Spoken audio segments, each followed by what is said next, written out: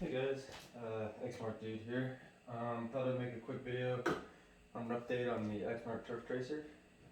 Hasn't been started since, I don't know, I'd say at least September of 2020. So let's go ahead and move some of this stuff out of the way and I'll roll it out and we'll see if we can do a cold start on it. I'll show some of the things that I've noticed, what's going on with it, and yeah, so here we go.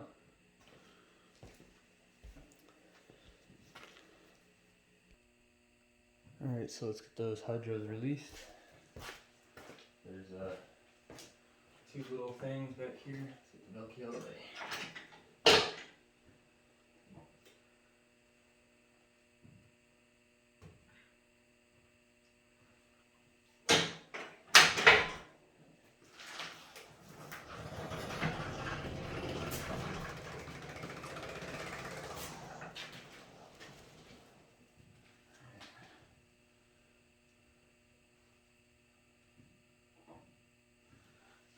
Tighten this back up.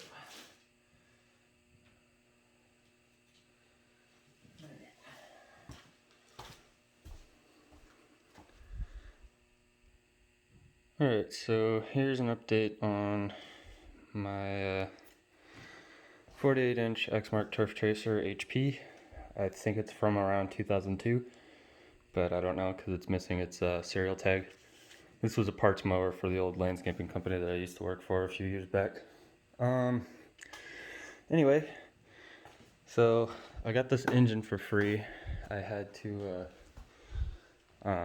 basically pretty much put all the housings and air filter box back on it. I think it was missing a valve cover, or the valve covers were off. It was basically just a block. It didn't have a it did have a carburetor on it, but it was missing like all the plastic shrouding and everything.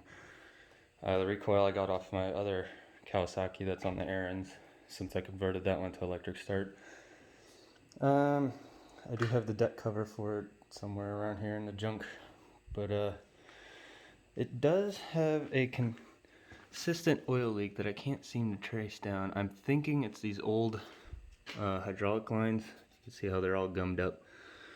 However, what's weird is it seems like the hydraulic oil stays at the same level. I know it looks low there, but I fill it up, it'll leak down, and then it stays at that level no matter what. I haven't added any more to it, and it's been staying there. And now whenever it warms up, of course, due to thermal expansion, the tank kind of raises up to the normal level, so I'm not too worried about it. The engine oil stays the same too, plus the seal looked in pretty good condition. I need to change that oil, it's a little dirty, but the oil level stays about the same. So I know it's not the engine. I think it's something with the hydraulics, just a very, very slow leak, but it leaves a puddle right there. I had to go through the fuel system.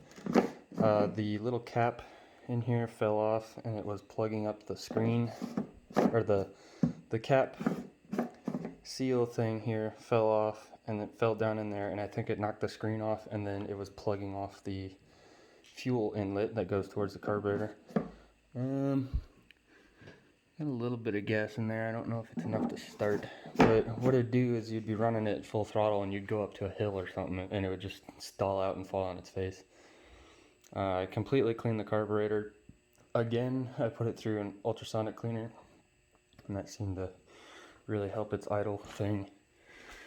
So, without further ado, we'll go ahead and do a cold start on it. Alright. It's probably going to smoke out the garage. It always has smoked whenever I first started it. Key on. Full throttle choke. Let's see what happens.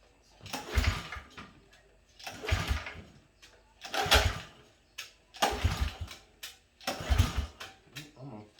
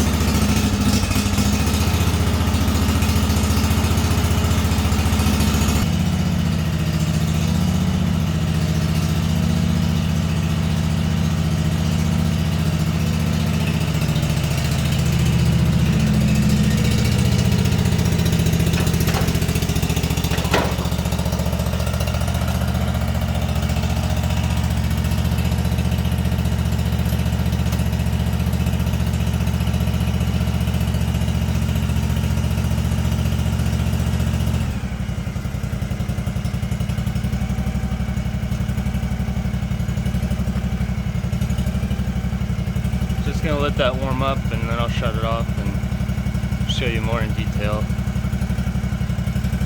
Not really much to it. Haven't done much to it since I made the first video of it, but surprised it started. Might run out of gas though.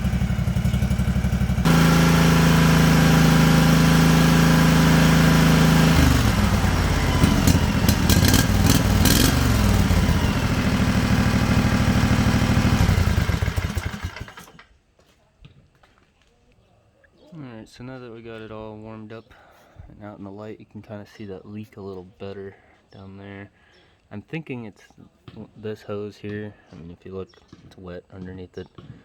So there's probably a crack in it somewhere, or the fittings are leaking. But other than that, it's okay. It does have a few slight problems. If I jack up this side, this pump bearing on the inside is shot, and I can move the whole tire up and down, side to side and everything, but it's not leaking from there. I do have copperhead blades on it. I think that's what those are. But they seem to do a pretty good job of mulching up grass and mulching up leaves. There's more of the oil leak there. It's really thick, so I'm thinking it's the hydraulic oil.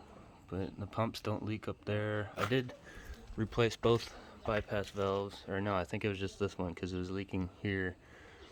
The seal or gasket on there was leaking, but it's always been wet underneath here, so I don't know if the shaft seal is bad on the bottom, but it still has plenty of power. It's able to pull me, I weigh 230-ish pounds going up a hill. But yeah, other than that, it's been a pretty good mower. Got the whole frame and everything for $100. Got the engine for free and put about 300 into that, and then bought the little eXmark stand-on Velky thing for $100 from my boss at the time. But yeah, hopefully I'll get a mowing video of it whenever I'm back from school. So, waking up the eXmark of early spring or late winter 2021. Hopefully future videos to come. See you guys later.